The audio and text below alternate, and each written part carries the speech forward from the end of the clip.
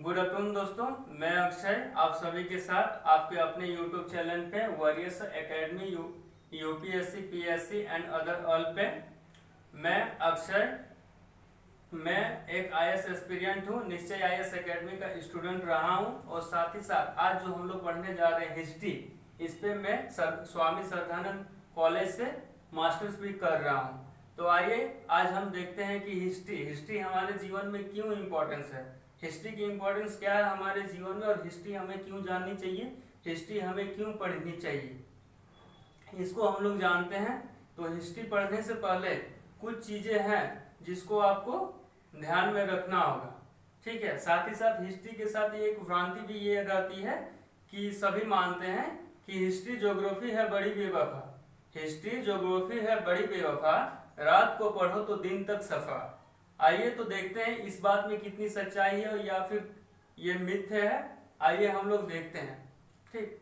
History पढ़ने से पहले कुछ चीजें हैं, इसे आप मेरा रिक्वेस्ट समझिए या कुछ समझिए। इसमें आपको करना क्या है, सर्वप्रथम हिस्ट्री जो आपको हम बताने वाले हैं उसमें उस पीरियड के बारे में आपको अपने मस्तिष्क में एक इमेजिनेशन क्रिएट करना, एक चित्र करना और उसको साथ ही साथ उसको आप विजुअलाइज करना आपको, ठीक है। उस परिस्थिति को आप महसूस कीजिएगा, जिससे देखिएगा आपको हिस्ट्री पढ़ने में रुचि भी बढ़ेगी और मजा भी आने लगेगा।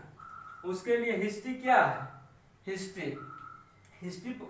हिस्ट्री जो आज हम पढ़ेंगे इसमें सर्वप्रथम हिस्ट्री में हम लोग पढ़ेंगे कि प्रारंभिक समाज कैसा था। लेकिन प्रारंभिक समाज पढ़ने से पहले हम जानना चाहते हैं कि हिस्ट्री जो जिसमें हम मानव के बारे में पढ़ते हैं, ये मानव का अस्तित्व आज आया तो आया कैसे, तो उसके बारे में थोड़ा देख लेते हैं। तो उसके लिए हम ज्योग्राफी का सहारा लेंगे। तो ज्योग्राफी के बारे में हम जानते हैं, ज्योग्राफी जिसमें हम लोग जानते हैं कि आज से 15 बिलियन एगो पहले एक नेबुला नाम का एक गोल सा पिंड था जिसपे बिग बैंग हुआ था, ठीक। बिग बैंग होने के बाद अनेक ये जो नेबुला एक छोटे गोलाकार आकार में था, उस पे बिग बैंग विस्फोट हुआ और अन्य बड़े बड़े पिंडों में विभक्त हो गया, जिसमें से कुछ धूलकण और बड़े बड़े पिंड इकट्ठा होकर ग्रह वगैरह का निर्माण हुआ। वैसे ही ग्रहों में अनेक वर्षों के पश्चात पृथ्वी भी एक ग्रह बना, जिसपे देखते हैं अनेक वर्षों करोड़ों वर्षों के बाद पृथ्वी पे मानव अस्तित्व का विकास हुआ, जिसमें से हम देखते हैं कि उसमें उस परिस्थिति में मनुष्य का विकास होने के लिए कौन कौन से परिस्थिति आवश्यक थे, उन परिस्थितियों को बनने में कितने वर्ष लगे होंगे। हम लोग कल्पना कर सकते हैं कि आज जो इंसान यानी मनुष्य जो बना, इससे पहले माना जाता है कि मनुष्य का जीवन एक वनस्पति जो समुद्र के जल से वनस्पति से विकसित होकर आज ये मानव सभ्यता तक विकास हुआ। तो उसके लिए न जाने कितनी परिस्थितियां ऐसी हुई होगी जिन परिस्थितियों से गुजर के आज मनुष्य जीवन अस्तित्व में आया है। तो चलिए उन सभी बातों को हम ज्योग्राफी में जानेंगे। बस एक थोड़ा सा सारांश हमको जानना था कि मानव अस्तित्व का विकास कैसे है। तो जान लिए परिस्थिति जलवायु सभी मनुष्य के विकास के लिए आवश्यक होते हैं। तो आज हम लोग पढ़ेंगे हिस्ट्री। तो हिस्ट्री हमें क्यों पढ़नी चाहिए, सर्वप्रथम आप अपने आप से ये प्रश्न कर सकते हैं, हिस्ट्री हमें क्या सिखा सकता है, क्यों हिस्ट्री हमारे लिए इम्पोर्टेंट रहेगा। हर किसी को अपने हिस्ट्री पढ़ने से हमें पता चलता हमारे पूर्वज, मेनली देखें तो हिस्ट्री से हमें अपने पूर्वजों के बारे में पता चलता है कि हमारे पूर्वज उस समाज में कैसे रहे होंगे, कैसे सस्टेंस किए होंगे, ठीक है। उस परिस्थितियां क्या रही होगी, जो मनुष्य उस काल में ऐसे थे वो अभी के वर्तमान काल में इस रूप में हैं। तो इसके लिए हम जानेंगे कि उनकी वीरता, उनके संघर्षों के बारे में पढ़ेंगे। वो उस समय अपनी वीरता किस प्रकार प्रदर्शित करते थे, कैसे वो अपने जीवन यापन करते थे, उन सभी संघर्षों को आज हम लोग जानेंगे। तो सबसे पहले हिस्ट्री पढ़ने से पहले हम चाहते हैं कि उसके समाज के बारे में हम जान लें कि उस समय प्रारंभिक इतिहास में समाज कैसा रहा होगा। तो उसमें कुछ प्रश्न हम आपके सामने प्रस्तुत रखते हैं, उस प्रश्नों पे आप थोड़ा विचार कीजिए। जैसे वर्तमान समय से लाखों वर्ष पहले मानव का अस्तित्व कैसा रहा होगा, ठीक है। दूसरा प्रश्न हम रखते हैं कि अफ्रीका जिसे माना जाता है, अफ्रीका में ही मानव अस्तित्व का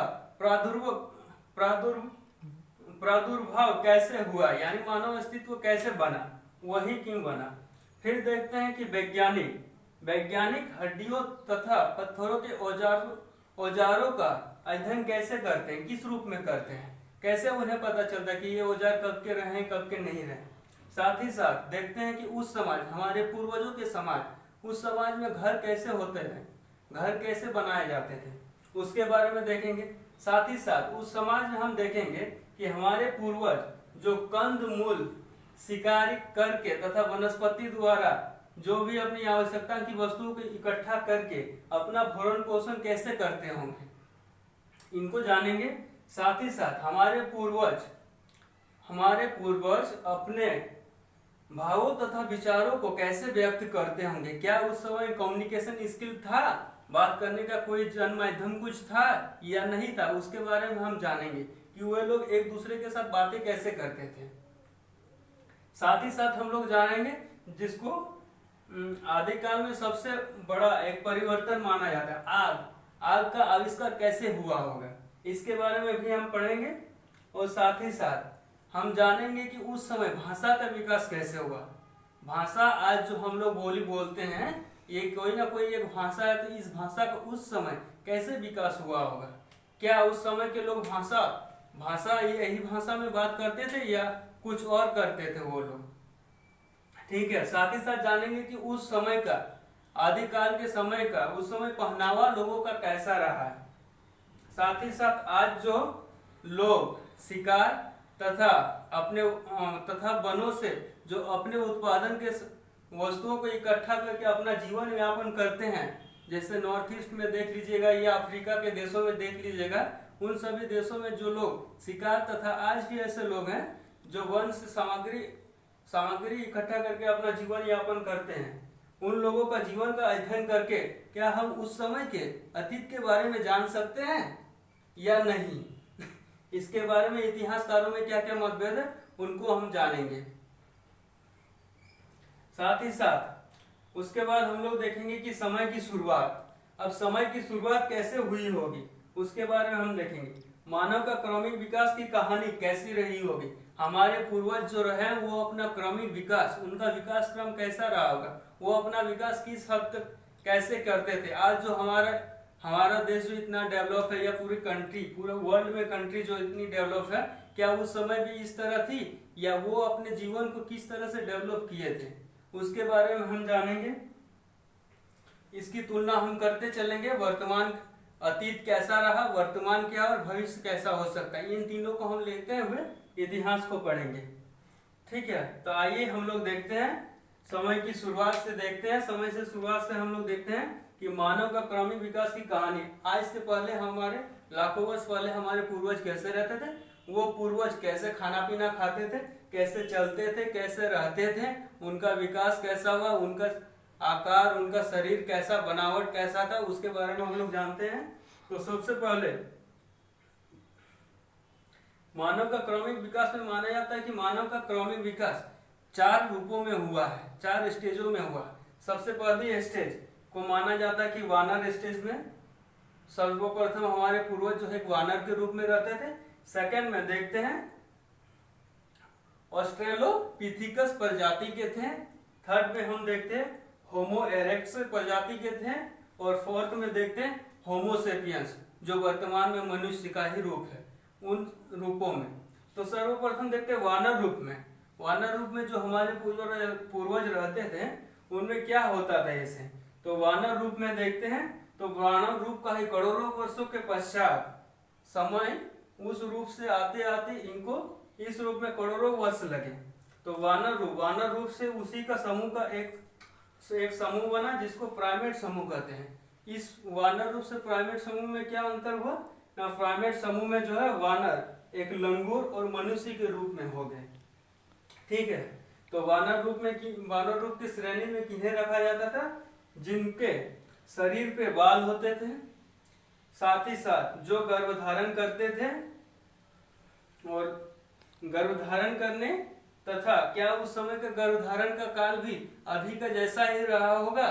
मनुष्य अभी के वर्तमान काल में जानते हैं कि महिलाएं या माता पिता जो भी हो, उनका गर्भधारण 9 महीने का होता, तो क्या उस समय भी 9 महीने का ही गर्भधारण का काल रहा होगा? इस पे इतिहासकारों का क्या कहना है, इसके बारे में हम जानेंगे। दुग्ध ग्रंथियां, अब महिलाएं बच्चों को दूध पिलाने के लिए उस समय दूध ग्रंथियां भी होती थी, इनके बारे में भी पढ़ेंगे। साथ ही साथ देखते हैं दांत और बनावट उनकी कैसी होती थी, मानव का मस्तिष्क कैसा होता था, इसके बारे में भी हम देखते हैं। तो देख ही लेते हैं।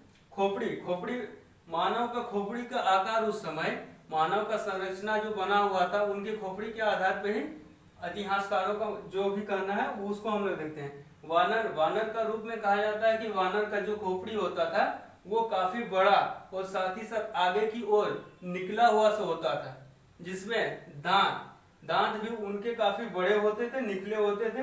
दांत, उनके जबड़े, मुंह के जबड़े भी निकले होते थे। ठीक है, शरीर पे काफी सारे बाल होते थे और इनका गर्भधारण जलवायु के आधार पे निश्चित होता था। उस समय की जो वातावरण जलवायु रही होगी उसी आधार पे उस समय महिलाओं का गर्भधारण का काल रहा होगा।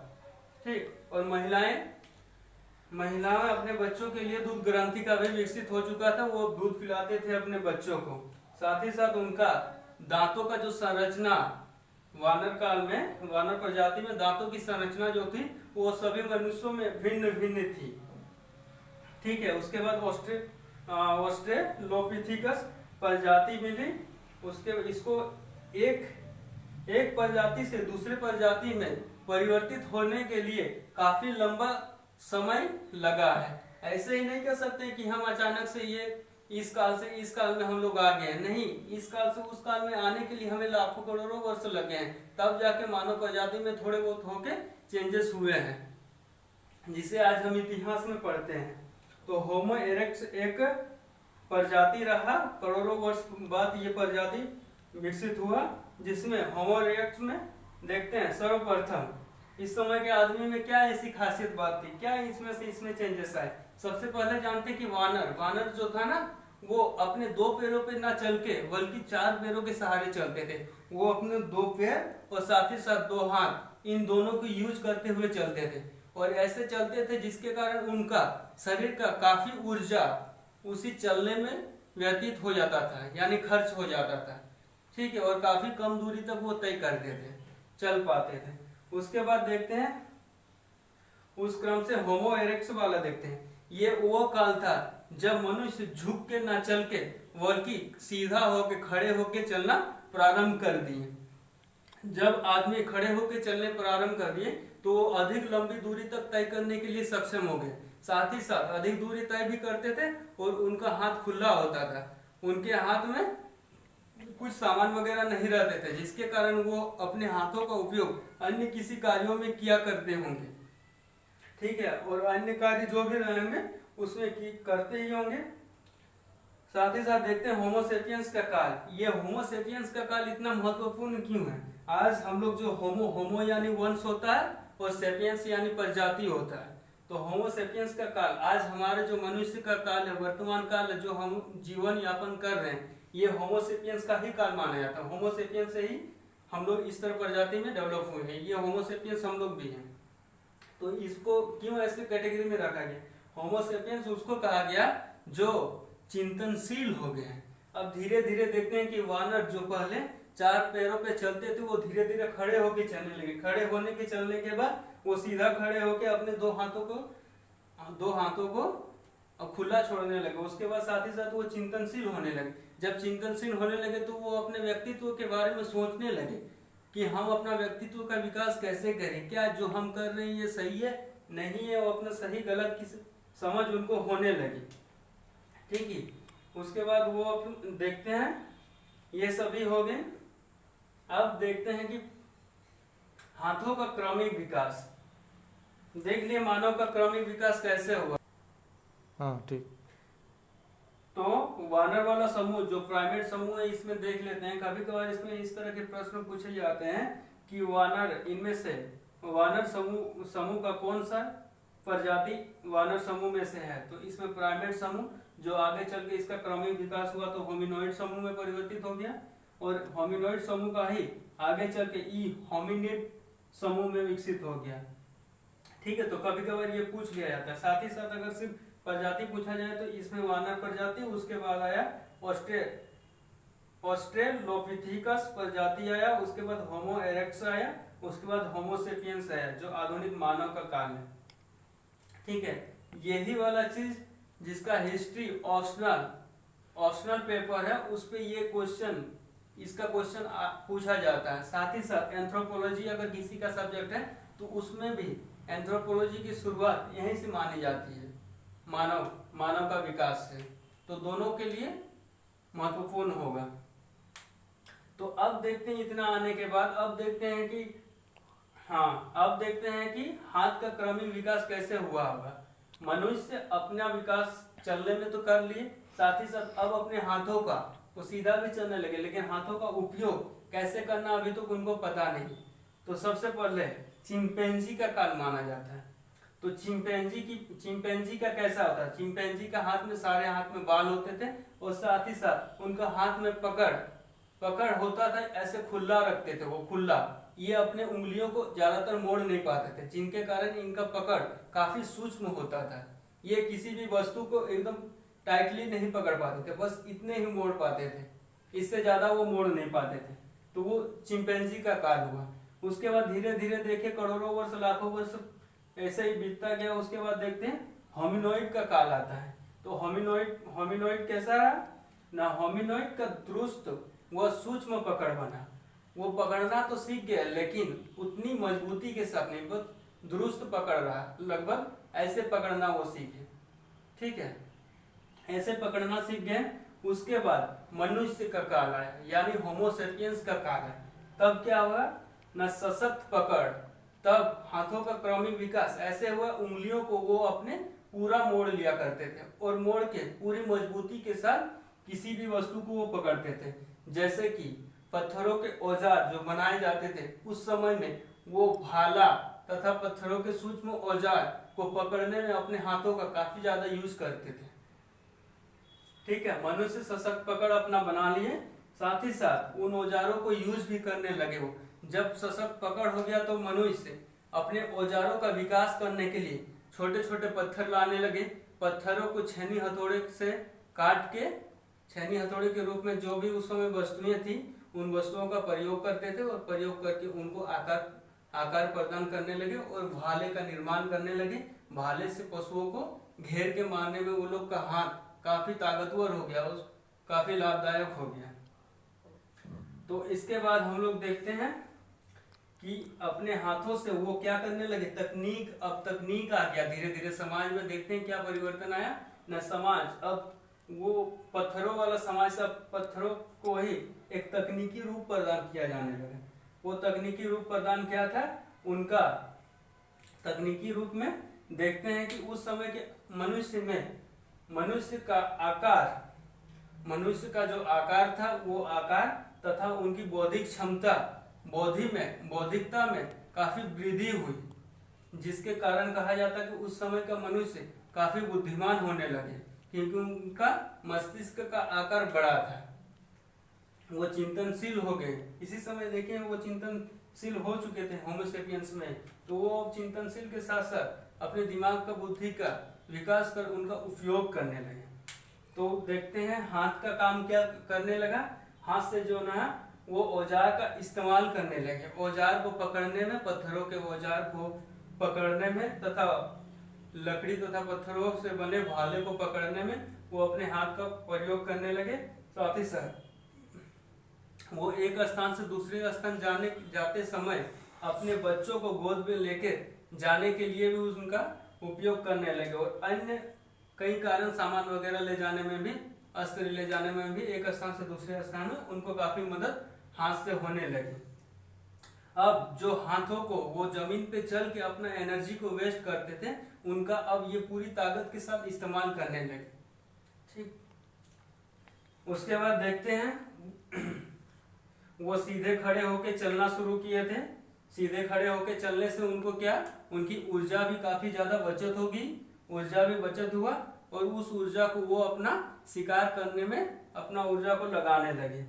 साथ ही साथ पहले जब झुक के चलते थे तो उनका देखने की दूरी काफी कम होती थी, मगर जब वो उठ के खड़े होके चलने लगे तो उनका विजुअलिटी काफी ज्यादा बढ़ गया, देखने की क्षमता काफी दूर तक हो गई, जिसके कारण वो आंखों से दूर रहे जानवर को, पशुओं को वो देख लेते थे कि वहां पशु है, तो उनका शिकार करने में काफी मदद होता था। साथ ही साथ उनको भोजन का प्रबंधन वैसे हो जाता था और शिकार तथा लंबी दूरी चलने में भी उनको काफी मदद होता था। जब आंखों को वो रोशनी ज्यादा दूर तक होने लगा तो उनको चलने में भी काफी मददगार होने लगा। ठीक है, आज का वीडियो इतना तक रखते हैं, इसके बाद फिर देखते हैं आगे क्या क्या हुए, किस तरह से समाज परिवर्तित हुआ, समाज में क्या क्या घटनाएं हुई, उनके पहनावे कैसे रहे, वो भोजन किस तरह का खाते थे, वो जानवरों को कैसे पालतू बनाए तथा हमारे अतीत में उनकी क्या भूमिका रही है, उन सभी को अगले वीडियो में देखते हैं। नमस्कार, जय हिंद।